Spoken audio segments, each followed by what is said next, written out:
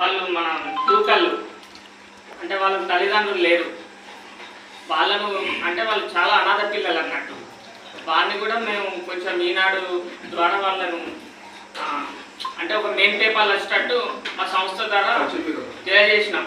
దానికి కూడా కలెక్టర్ గారు స్పందించి వెంటనే వాళ్ళకు బాల సంరక్షణ ఫౌండేషన్ నుంచి వాళ్ళకు 2,000 రూపాయలు వచ్చే విధంగా కూడా మా ఫౌండేషన్ ఆధ్వర్యంలో జరిగింది ఇప్పటి వరకు.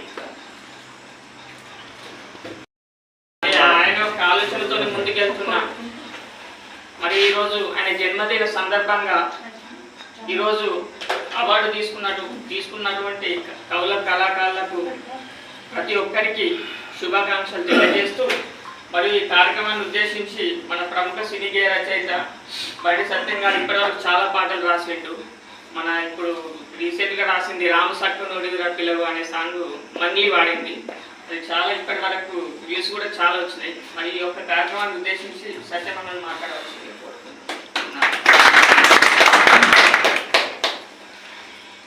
అందరికీ నమస్కారం. ఈ చేయుత సంస్థ ద్వారా ఈరోజు ప్రపంచంలోని అత్యున్నతమైనటువంటి అవార్డును సొంతం చేసుకున్న మన సమీప గ్రామం అంటే మా చల్లగిరి గ్రామానికి చెందిన చంద్రబోస్ గారి జన్మదినోత్సవం సందర్భంగా ఈ కళాకారులకి, సామాజిక సేవలో మంచి వ్యక్తులకి, వివిధ రంగాల్లో ఉన్నటువంటి మంచి మంచి వ్యక్తులకి అవార్డులు ఇవ్వడం అనేటువంటిది ఆ సంస్థ వారు చేసినటువంటి కార్యక్రమాన్ని అభినందిస్తూ, చంద్రబోస్ గారి గురించి నాకు తెలిసినంత వరకు ఆయనతో ఉన్న అనుబంధం చిన్నప్పటి నుంచే, మోస్ట్లీ నాకు ఒక 5th 4th క్లాస్ నుంచే ఆయనతో నాకు అనుబంధం ఉంది. అది ఇప్పటికీ నా అదృష్టంగా భావిస్తా. ఏ డిగ్రీలు, ఏ పట్టాలు, ఏ వేదాలు, ఏ ఉపనిషత్తులు చదవలేని నాకు ఇవాటి రోజున బండి సత్యం ఒక సినీ గేయ రచయితగా గుర్తింపు వచ్చిందంటే అది చంద్రబోస్ తోటి ఉన్న అదే తప్ప వేరే ఏం లేదు. ఇక చంద్రబోస్తో గూర్చి మాట్లాడాలనుకుంటే మనం ఎంత మాట్లాడినా చాలా తక్కువ.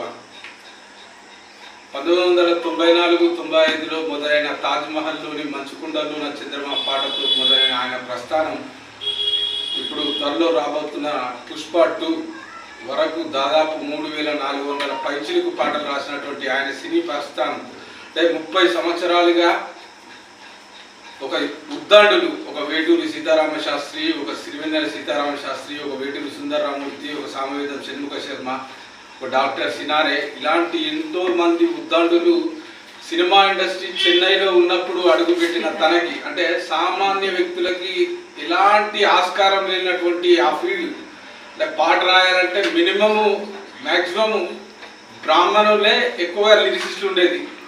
అలాంటి వృత్తిలో ఒక మామూలు ఒక సామాన్యమైనటువంటి కుటుంబం నుంచి వచ్చిన తను వాటి రోజున ప్రపంచం ఇప్పటి వరకు ఈ దాదాపు 85 నుంచి 100 సంవత్సరాలు కలిగినటువంటి ఇతర ప్రాంతాల్లో కూడా వెళ్ళినటువంటి పరిస్థితిలో అది మళ్ళీ రచయితలకి జాతీయ అవార్డు రావాలంటేనే అది ఒక వేటూరు సుందరరామూర్తికి చాలా సంవత్సరాల తర్వాత ఒక జాతీయ అవార్డు వచ్చింది.